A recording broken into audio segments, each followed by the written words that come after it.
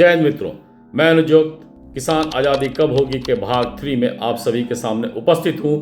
मेरे इस चैनल को लाइक, सब्सक्राइब और शेयर जरूर करें और इसे ज़्यादा से ज़्यादा आगे अग्रसित करें, क्योंकि किसी न किसी वक्त में मोड़ पर आपको ये एहसास जरूर होगा कि इस चैनल में बताई गई कई बातें अति आवश्यक हैं और अति आवश्यक रहेंगी भी।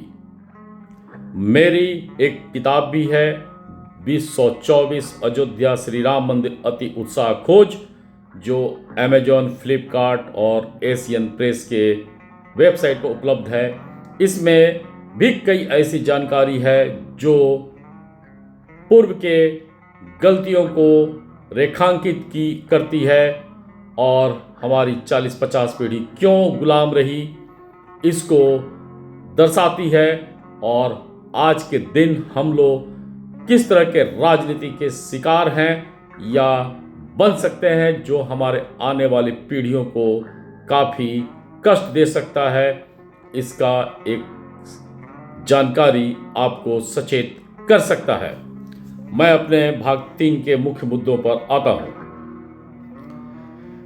किसान आंदोलन हम लोग बहुत दिनों से सुन रहे हैं और पिछले कुछ सालों से इसका एक इंटेंस स्वरूप भी देख रहे हैं। कई किसान नेता को हमने सुना और कई किसान नेता को हम अब जानने भी लगे हैं, लेकिन कुछ आश्चर्यजनक बातें ऐसी हैं जो आप सभी को जाननी चाहिए। किसान नेता को किसान का विकास और किसान के गरीबी का दूर करने का इरादा हो तो कुछ आवश्यक कार्य उनको अवश्य करने चाहिए थे या करने चाहिए। नंबर 1, कृषि भूमि निर्धारण कानून का उनको मांग करना चाहिए ताकि कृषि भूमि का व्यावसायिक उपयोग बंद हो सके। कृषि भूमि का व्यावसायिक उपयोग न सिर्फ ग्लोबल वार्मिंग को बढ़ा रहा है, बल्कि जमीन से पानी के स्तर को भी काफी कम कर दिया है और एक गंभीर समस्या जनजीवन के लिए उपस्थित हो रही है। एमएस स्वामीनाथन रिसर्च फाउंडेशन, जो 1988 में स्थापित हुआ था, जिसका जिक्र बार बार आता है, इनका उद्देश्य समुदायों में जीवन और आजीविका के सुधार के लिए कृषि और ग्रामीण विकास के लिए आधुनिक विज्ञान और टेक्नोलॉजी में तेजी लाना रहा है। इसका मतलब यह है कि कृषि भूमि निर्धारण और व्यावसायिक उपयोग को भी एक लिमिट में बांधना होगा, जिससे किसान के समाज में एक बड़ा अंतर पैदा न हो सके। नंबर 2, रोड के किनारे का किसान व्यावसायिक उपयोग से उन्नत बन रहा है और वहीं पर अंदर का किसान मजबूर होकर हताश हो रहा है।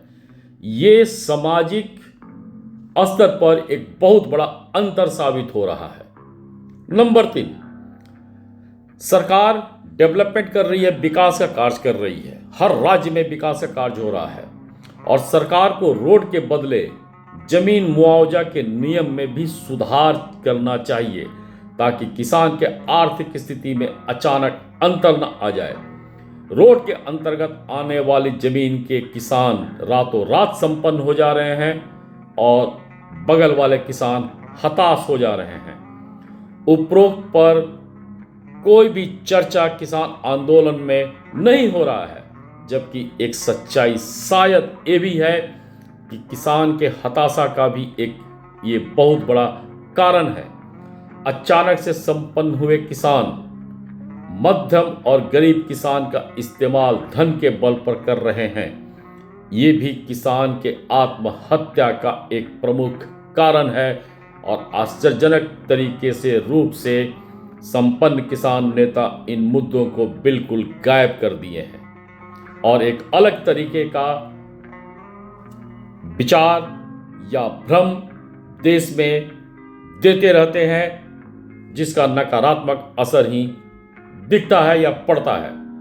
मध्यम और गरीब किसान बिना कुछ सोचे समझे इन सब के भ्रम जाल में अपना किसानी का हुनर भी खो रहे हैं और उनके वंशज भी हताशा में इधर उधर भटक रहे हैं और चकाचौंध के दुनिया में तेजी से आने के चक्कर में अपना हुनर, अपना वजूद को खो रहे हैं। किसान आंदोलन में इन सब पर भी चर्चा अगर होता तो शायद किसान के लिए या आने वाले पीढ़ी के लिए, आने वाले किसान के बच्चों के लिए एक सकारात्मक मार्ग दिखता और सरकार को भी कुछ अच्छे निर्णय लेने पड़ते और पूरे देश का भी सहयोग इसमें किसानों को मिलता। लेकिन ये सारे मुद्दे गायब हैं। मैं किसान आंदोलन और उनके मुद्दों को ना गलत बोल रहा हूं ना सही बोल रहा हूं, लेकिन सच्चाई है कि कुछ बुनियादी मुद्दे किसान नहीं उठा रहे हैं, जिसका खामियाजा मध्यम वर्ग और गरीब वर्ग के किसान उठा रहे हैं और साथ में देश भी एक अव्यवस्था के दौर में आ रहा है। भाग 3 में इतना ही। भाग 4 में और भी आगे कुछ विस्तृत जानकारी देने की कोशिश होगी। धन्यवाद।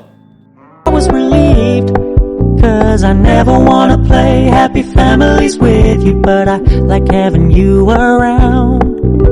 I'm fully aware this is a flash in the pan, but we can still have fun for